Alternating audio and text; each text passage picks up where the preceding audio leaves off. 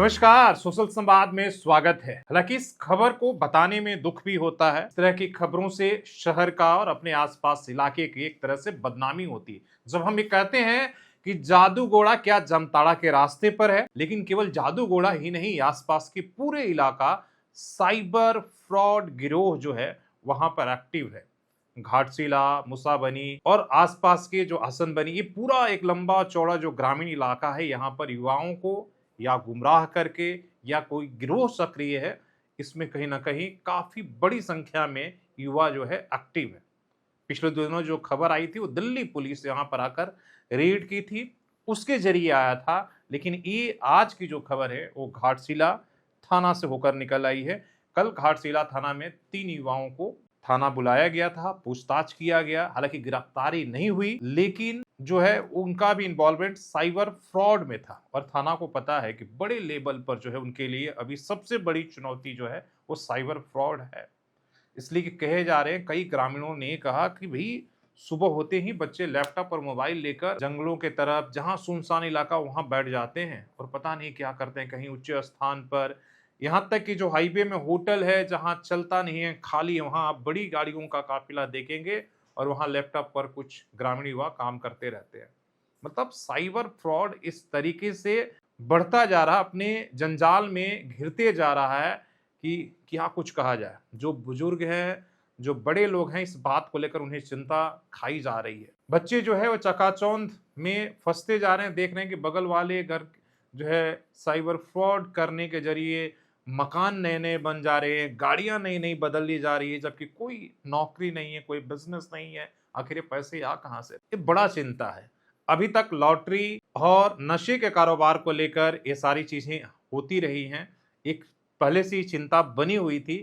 लेकिन ये जो नया एक तरह से साइबर फ्रॉड इस पूरे देश की चिंता है। सुप्रीम कोर्ट इसको लेकर चिंता जाहिर कर चुकी है। सुप्रीम कोर्ट ने आदेश दिया है जांच एजेंसियों को कि आपको किसी की परमिशन की जरूरत नहीं है, आप पूरे देश भर में इस तरह के मामले को लेकर मतलब कड़ाई से जो है इससे निपटें और कहीं भी आप जांच करें। और इसके लिए आपको किसकी परमिशन लेने की नहीं है। अगर आपको झारखंड, कश्मीर, जम कहीं से भी अगर होता है, वहां पर जाइए, डायरेक्ट जो है आपको परमिशन है, इस पर कार्रवाई करने की जरूरत है। इसके लिए स्पेशल टास्क फोर्स बनाने के लिए आरबीआई ने बैंकों को जो है एक तरीके से उनको भी कहा कि आपकी जिम्मेदारी सिर्फ इतना भर नहीं है कि आप कह दें कि हमको पता नहीं था, बैंक ये हो गया।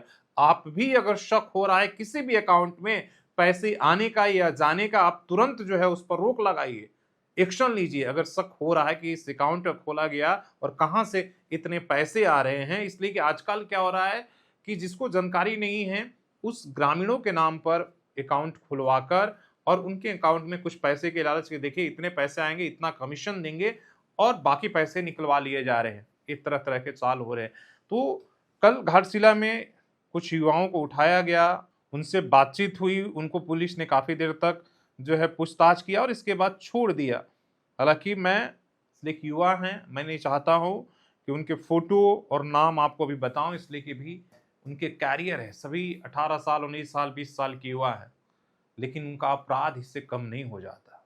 लेकिन जो काम कर रहे हैं, पहले जिस तरीके से फिजिकल डकैती और चोरी होती थी, उससे कहीं ज़्यादा संकीर्ण अपराध है। इसलिए कि इसमें वैसे लोगों को, ज़्यादातर बुजुर्ग उनके टारगेट पर रहते हैं।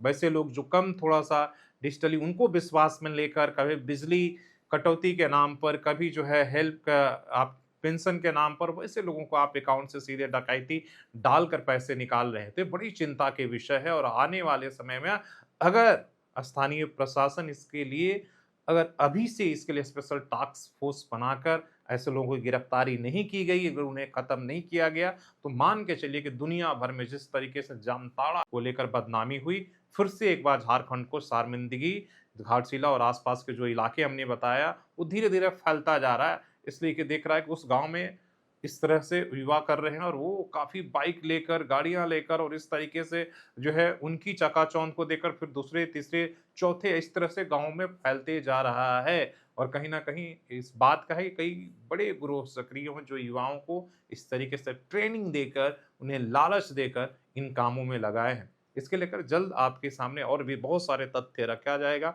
अभी सिर्फ इसलिए हम उन फोटो और वीडियोस को नहीं दिखा रहे हैं कि युवा है, कैरियर उनका अभी बहुत लंबा है।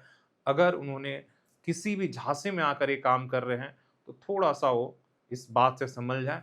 नहीं तो अब सामने वो सारे वीडियोज़ कीजिए किस तरीके से गिरोह सक्रिय है, कैसे ये पूरे आपका NH-33 हो और आस-पास के सुनसान इलाकों में बैठकर काम कर रही कई वो भी तस्वीरें और वीडियोज़ आपके सामने लाकर रखा जाएगा। अब क्या इस तरीके से साइबर फ्रॉड के लिए हमें दुनिया भर से या देश के अलग कोने से लोग आकर पुलिस यहाँ पर रेड करेगी, पकड़ कर ले जाएगी और बदनामी होगी, तो क्या उसके लिए जाना जाए? ये बात पर आप ज़रूर चिंता व्यक्त करिएगा।